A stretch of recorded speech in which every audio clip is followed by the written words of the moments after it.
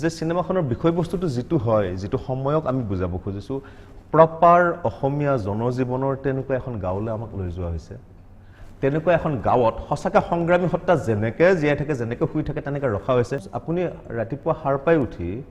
দাঁত ব্ৰাছ কৰি ৰাস্তাৰে যেতিয়া ওলাই যাব এখন বিশাল পথাৰ তাত মানুহে খেতি কৰি আছে চকুৰে নেদেখালৈকে পথাৰ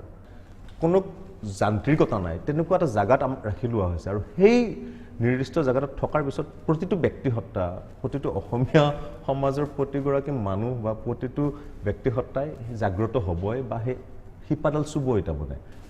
সকলো মানুহে সেই শিপাডাল চুইছে আৰু সেই শিপাডাল চোৱাৰ যিটো প্ৰচেছ সেইটো ডাইৰেক্টৰে ক্ৰিয়েট কৰিছে মেকিং পলিচিয়ে ক্ৰিয়েট কৰিছে প্ৰডাকশ্যনে ক্ৰিয়েট কৰিছে